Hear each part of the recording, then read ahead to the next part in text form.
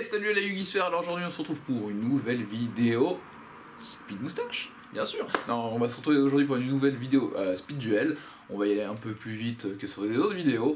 Donc on va se retrouver aujourd'hui pour parler construit Speed Duel. On va parler de Joey.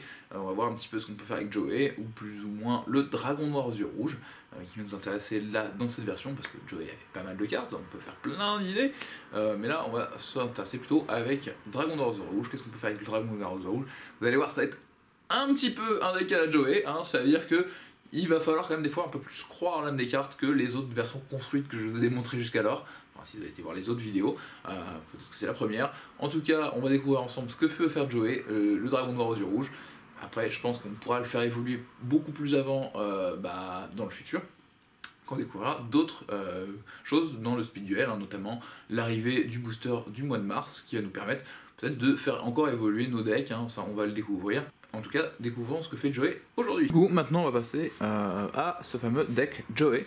Donc Joey, vous le connaissez tous, hein, le fameux Joey Wheeler. Donc lui, sa carte maîtresse, c'est le fameux dragon noir aux yeux rouges. Donc là on va s'intéresser, du coup, qu'est-ce qu'on peut faire avec ce fameux dragon noir aux yeux rouges, hein, qui reste un super dragon, hein, parce qu'on nous dit un dragon féroce à l'attaque meurtrière, hein, voilà, il y a beaucoup moins de texte pour nous dire qu'il est fort, hein, que sur le dragon blanc aux yeux bleus, que vous auriez pu voir précédemment. Donc on va s'intéresser au dragon noir aux yeux rouges. Dans ce deck, on va jouer du coup en x3 le dragon noir aux yeux rouges. On va jouer en x1 un petit dragon étincelant, quand même. On va jouer le bébé dragon, x3. On va jouer le magicien du temps x3, hein, parce que vous allez peut-être le comprendre, hein. Peut-être certains à la maison ont déjà compris où j'en viens, hein, en montant cette version. Du coup, je joue le magicien du temps x3. Qu'est-ce que fait ce magicien du temps? C'est un petit monstre de niveau 2, 500 d'attaque, 400 de défense, et qui nous dit qu'une fois par tour, vous pouvez jouer à pile ou face. Si vous gagnez, détruisez tous les monstres contrôlés par votre adversaire. Si vous perdez, détruisez autant de monstres que vous contrôlez que possible, et si vous le faites, recevez des dommages égaux à la moitié de la somme des attaques de ces monstres détruits avec tant qu'il était face recto sur le terrain. Donc ça, c'est quelque chose qui nous permet normalement de faire de la destruction de tous les monstres adverses si on gagne. Sinon, on va être dans une très très mauvaise situation. Voilà. Pourquoi je joue le magicien du temps? Il y a d'autres versions, hein, vous allez comprendre aussi, hein, je vous en reparlerai par la suite. On va jouer l'écrasement destructeur, vu qu'on est quand même en train de jouer des dragons, pour avoir une façon de détruire les magies pièges adverses. Bien sûr, j'aurais pu jouer le Defon qu'on trouvait dans le deck de Joey, hein, directement, mais le Defon je vais le jouer dans d'autres decks de Joey, hein, parce que on va suffisamment jouer la chance avec le magicien du temps comme ça, donc jouons ça autrement. Pour la suite, on va jouer une petite ristourne.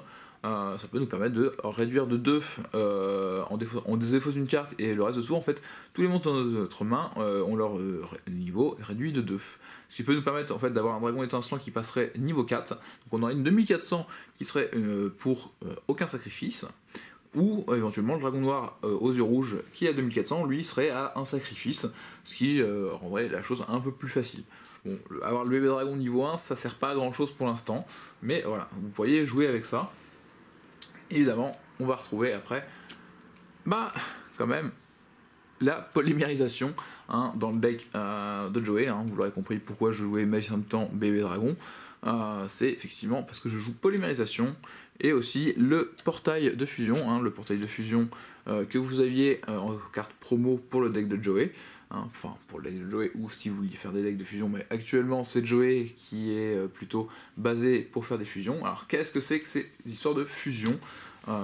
C'est des monstres que vous avez dans votre extra deck, ces petits monstres violets qui ne sont pas dans votre deck principal, qui sont dans un deck à part, que vous pouvez invoquer en respectant les conditions d'invocation qui sont listées dessus, avec la fameuse polymérisation ou le portail de fusion qui vous permettent de les invoquer en ayant les monstres qui sont listés dessus, que vous envoyez au cimetière. Donc là on a bébé dragon et glaive de l'alligator. Donc là c'est un monstre niveau 5 qui va nous dire qu'il peut attaquer directement votre adversaire s'il contrôle uniquement des monstres terre, eau ou feu face recto. Donc c'est plutôt sympathique, hein, ça peut permettre de finir les points de vie de notre adversaire, c'est 1700 quand même, hein, sur 4000 points de vie ça avance vite. Et on a le dragon millénaire, donc lui c'est le magicien du temps et le bébé dragon, donc le magicien du temps et le bébé dragon. Donc vous avez vu là, effectivement, on demande le bébé dragon et le glaive de l'alligator. Le glaive de l'alligator, je ne le joue pas. Pourtant, on va pouvoir quand même sortir ce fameux monstre de fusion, hein. Il n'y aura aucun souci là-dessus, c'est aussi la raison de pourquoi je joue le dragon dans le rouge, c'est qu'on a la fameuse potamoirisation. Qu'est-ce que c'est la potamoirisation? Eh ben, c'est une compétence à la Joey qui nous dit que durant votre tour, vous pouvez révéler un monstre normal dans votre main. Ce monstre peut être utilisé à la place d'un matériel de fusion. Si vous le faites, les autres matériels de fusion doivent être corrects. Cette compétence ne peut être utilisée qu'une fois par duel. Alors, ça veut dire que quand vous voulez invoquer un de ces monstres de fusion, que vous avez une polymérisation ou le portail de fusion, vous pouvez dire que, par exemple, le dragon étincelant ou le dragon noir aux yeux rouges deviendrait, par exemple, tout simplement, au besoin, soit le bébé dragon, soit le magicien du temps, soit éventuellement le glaive de l'alligator, en fonction de vos besoins. Donc ça vous permet de simplifier vos invocations de fusion très très facilement.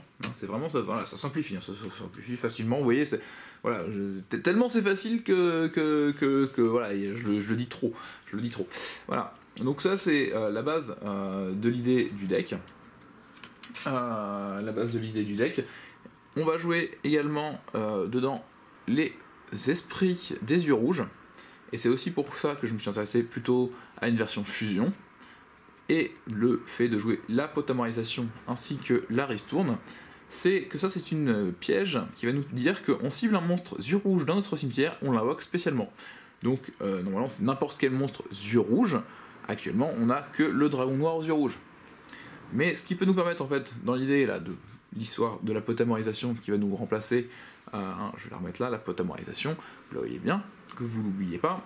Donc, dans cette idée, c'est que je vais transformer la majorité du temps mon dragon noir aux yeux rouges pour invoquer par fusion un dragon millénaire ou éventuellement le dragon du glaive de l'alligator, en fonction de mes besoins.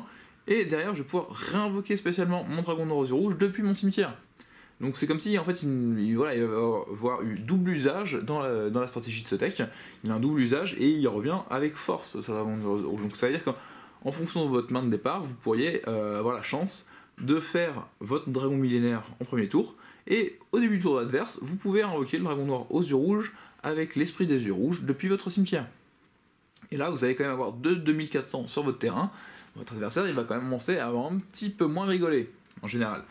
Je vais quand même jouer une petite transmigration de dragon. Donc ça, c'est une carte piège qui va nous permettre de cibler un monstre dragon que l'on contrôle. On le bannit et on va invoquer spécialement un autre monstre dragon depuis notre main ou cimetière. Donc ça peut être aussi, on a un bébé dragon qui est à 1002, bon, il n'est pas super fort, on n'avait que ça. Et on va le bannir pour invoquer spécialement un dragon noir aux yeux rouges. Ça peut être, attention à la transmigration, il y en a beaucoup qui n'y pensent pas. Ça peut être aussi une façon de finir un OTK, c'est que j'invoque d'abord par fusion, enfin j'avais posé ma transmigration au tour précédent. À mon tour, j'arrive enfin à avoir de quoi faire mon dragon millénaire. Je sors mon dragon millénaire, j'attaque une première fois à 2400. J'inflige 2400 à mon adversaire. Et après, dans la battle, j'active ma transmigration, je bannis mon dragon millénaire pour pouvoir invoquer le dragon noir aux yeux rouges, je me suis servi pour attaquer à 2400. Ou le dragon étincelant, hein, ça peut marcher aussi. Voilà, donc ça va être une très très bonne stratégie aussi à employer à la maison, à y penser, hein, bien sûr. Après, on va voir le kunai avec chaîne, bien sûr, parce que le kunai avec chaîne, c'est une carte de Joey quand même, donc on lui a laissé et ça peut nous permettre de nous sauver dans certaines situations. On va pas se le cacher parce que notre stratégie va jouer beaucoup sur potamorisation, donc il faut éviter de mourir. Voilà, ça va être très très important. Derrière, on va avoir la vigilance de champion. La vigilance de champion, je l'ai mis x1, parce que on a encore un monstre ici de niveau 7, normal, donc pourquoi s'en priver, sachant qu'on peut le réinvoquer spécialement depuis notre cimetière, c'est aussi une partie de la stratégie du deck. Vous à la maison, vous pourriez vous intéresser à faire des decks qui seraient beaucoup plus basés sur vigilance de champion, et dans ce cas-là, et éventuellement le dragon noir et rouge, dans ce cas-là, n'hésitez pas à jouer à la place des magiciens du temps. Vous jouez plus de ristourne et vous jouez dans ce cas-là invocateur dragon bleu avec des baguettes magiques pour pas arrêter de vider votre deck et avoir vos dragons noirs aux yeux rouges très rapidement au cimetière pour les réinvoquer et avoir la vigilance du champion active également. Voilà, en tout cas, c'est un petit peu comment ce deck de Joey tourne. Vous voyez, il y a encore une petite part de chance hein, quand même dans la stratégie de Joey. Ça a l'air un peu moins ficelé que si vous avez regardé les autres vidéos des decks construits. Mais ça n'en reste pas un deck moins intéressant pour autant. Hein. Moi, je le trouve très plaisant à jouer. Moi, je m'amuse pas mal à jouer ce deck. Voilà, comme tous mes autres decks. Hein. Là, je construis des decks pour que je m'amuse avec, hein, bien sûr, c'est le but du jeu. Heureusement, hein, si c'est construire un deck pour s'ennuyer et pas jouer, c'est pas très intéressant. On peut pas se le cacher. Voilà, donc je vous laisse éventuellement le deck comme ça. Voilà, je peux pas vous faire de decklist OTK actuellement, mais bon, voilà, toutes les cartes vous les avez sur le tapis. Je vous ai bien donné le nombre d'exemplaires, comment je les joue. Et comme je vous ai dit, je vous ai aussi donné des conseils pour éventuellement changer certains ratios de cartes en fonction de comment vous voudriez le jouer un peu plus. Voilà. Alors, cette vidéo est finie. J'espère qu'elle vous a plu. Que le deck était sympa pour vous. Vous avez envie de jouer aussi Dragon Noir Yeux Rouge à la maison. Hein. Moi, c'était une des premières cartes que j'ai ouvertes dans les boosters quand j'étais jeune. Dragon Noir Yeux Rouge, ça me parle. Bien sûr, parce que j'avais pas de dragon blanc aux yeux bleus. Donc, moi j'espère que vous aussi, vous aurez envie de jouer éventuellement Joey, hein, même si ça repart sur la chance. Et pourtant, hein, j'ai pas mis de dégratio ou de décrane à fond les ballons. Hein. Mais effectivement, ça joue quand même beaucoup sur la chance, ce Joey. Donc, on reverra peut-être à l'avenir si sa stratégie s'améliore. Sinon, pour vous, c'est l'heure du speed duel.